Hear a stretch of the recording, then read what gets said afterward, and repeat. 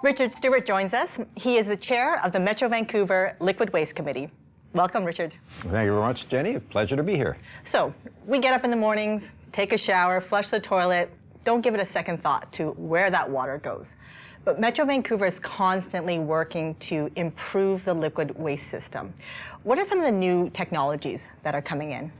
Well, all kinds of stuff. The reality is, though, that the engineering behind wastewater management is probably the biggest improvement in society, in the life expectancy of humans in our history. It got rid of a lot of disease, and now we're trying to make sure it's even better. How do we get rid of micropollutants? How do we manage the resources that are actually in wastewater? How do we, is it possible to use science to continue to advance the treatment of wastewater so that it's even cleaner before it's discharged? And so what are some of the examples that Metro Vancouver is doing? Well, for example, we're now involved in creating a number of new advancements within our system. We have a number of wastewater treatment plants, and raising them up to tertiary, for example. There's various levels of treatment: primary, secondary, tertiary. Tertiary is the highest level, and there's even nuances within that that allow specific micropollutants to come out of the wastewater. And making those advancements perhaps even ahead of the regulatory framework that guides those decisions.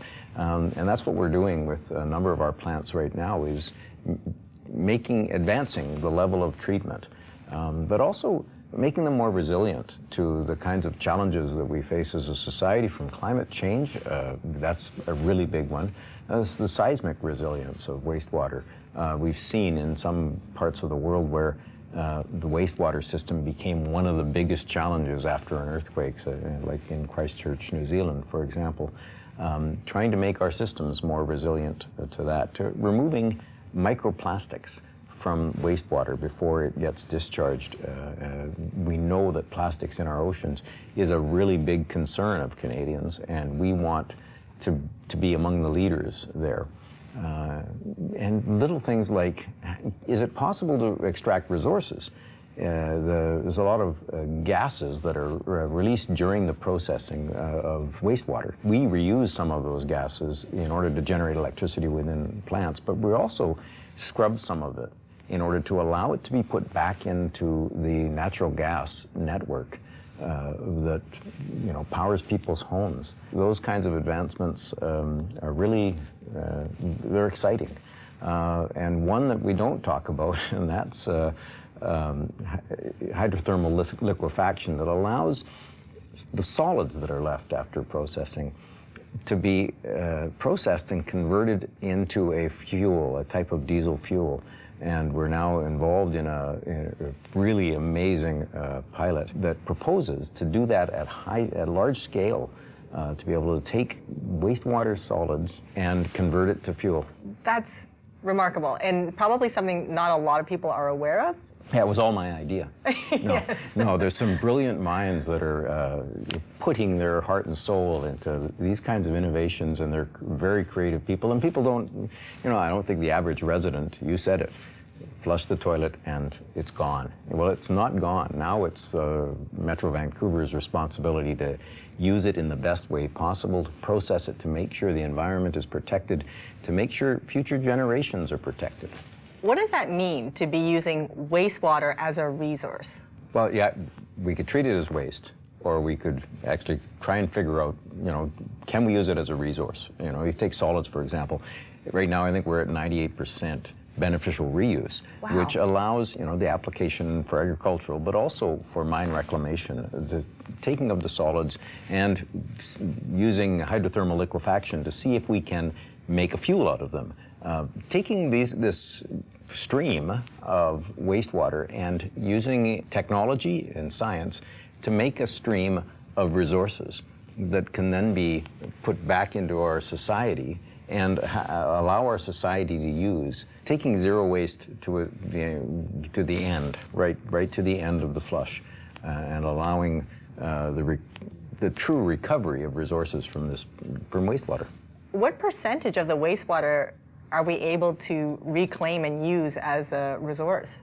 Well, we have to use it all. We have to find a solution for all of it. It either has to be clean enough to be discharged back into the environment, or the elements within it have to be managed. And historically, we've burned off things. Is it possible to take those digester gases and make them clean enough to put back into the natural gas system, so that we're displacing some of the natural gas that people burn in their homes? It's actually a renewable source of energy that is really exciting.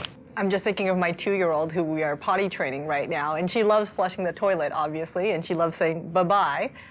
But it just makes me think about, no, it's not bye-bye, because who knows, this might have another life. It's see you later. Yeah, see you later. In a different form.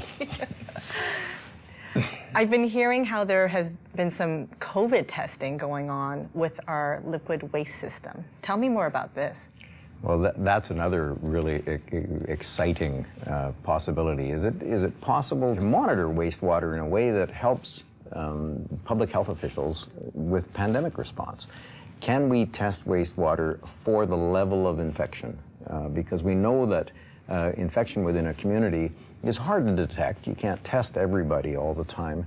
But if you could test the wastewater and get a better indication of the level of infection within a community, is there community spread? Those are exciting possibilities that I think the public isn't aware of, and quite frankly, from my perspective, that is the leading edge of wastewater, is can we use it for public health as well? And this is coming about because of a collaboration between UBC on the research side and the BC Centre for Disease Control, BC-CDC, which is the public agency, the provincial agency that's working on pandemic response. And combined with our experts over in wastewater management, I'm really optimistic that there will be a contribution to the epidemic response in the province, not just for COVID, but for other forms of infectious diseases. It's really exciting to think about the potential. Absolutely. This is where the brilliant minds, much more brilliant than me, they're excited about these possibilities, and more power to them. There's some major investments taking place in our liquid waste system in the next 10 years. What are some of the highlights? These are major investments. This is probably the largest area of investment that Metro Vancouver has to deal with, and they come about not just because of capacity. We want to make sure, obviously, that future generations are taken care of, but also the impact of the considerations that all of us need to take into account in our day-to-day lives, particularly related to climate change. Climate change will have sea level rise, but it will also result in more storms, more unpredictable weather, and managing a wastewater system, and for that matter, the other elements, stormwater and drinking water, in the face of climate change is a really important aspect of the work that's got to happen. We also want, of course, the new plants to be absolutely seismic resilient. We need them to withstand the earthquake that we know is going to be coming. It might not be in my lifetime, it might not be in my children's lifetime, but when it comes, we need our system to be able to withstand as much as possible the impact of a major earthquake. And also, we want to have the really good levels of treatment. So all of those are enormous and costly investments that we need to make, and we want to make sure we do them right. We plan responsibly. We make sure that we're being as kind to the environment as we reasonably can be, and that we account for the resilience we need the system to have for the future. How resilient is the system right now to extreme weather events? It has challenges, there's no question, and every wastewater system in North America faces those kinds of challenges with increased storm effects. We see massive flooding in some communities. We saw Houston or Calgary, or communities where they were completely inundated by flooding. Obviously, at that point, the wastewater system is not working the way it needs to as well, and we, as a region, aren't immune from those kinds of weather realities associated with climate change. And we all want to see us make those improvements to make it so that future generations won't be looking at a system that has vulnerabilities associated with climate change. When you're looking at all the investments that are taking place, can you give me a more specific example of where some of those investment dollars are going? The North Shore Wastewater treatment plant is under construction now, and that's a really important investment, and it's many hundreds of millions of dollars. Similarly, in Northwest Langley, there's a wastewater plant that needs to be upgraded, and we're upgrading it now to a tertiary level, as the tertiary level, the same as the level at North Shore. And Iona requires a major investment to take it to at least secondary, and we've actually adopted, in principle, a plan now that will get it to tertiary. A really, really good level of treatment that I think we'll all be proud of. Similarly, Annacis Island, the plant that serves my community in Coquitlam and many other communities, it has on its shoulders a lot of the region's wastewater, and it needs capacity improvements. It needs to get to a higher level of treatment, and those investments, well, some of them are underway now. But there's much planning underway to make sure that we can get those systems up to tertiary as well. You mentioned hundreds of millions of dollars in investments. So how will that contribute to the economic recovery of our region? No, absolutely, and in fact, that's for one plant. We're talking billions of dollars of investment that is needed, and obviously, those kinds of investments create family-supporting jobs and really aid with economic recovery. But they have to be the right investments as well in order to contribute to the resilience of the system and resilience of the region. And so, for example, if you take the work we're doing now to recover heat from wastewater, so wastewater has waste heat, and can we recover that heat as we're doing in the North Shore?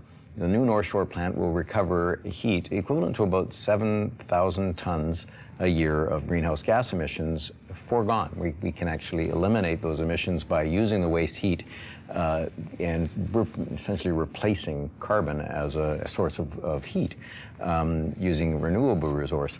You know, the investments in salmon enhancement associated with plants, or the Pacific Flyway related to migratory birds at Iona, those investments will improve the park assets so that the public has more access to those kinds of really special environments and ecosystems. But they also obviously help the species that we're trying to help. Those species have had challenges. Some of it's related to wastewater from jurisdictions across North America.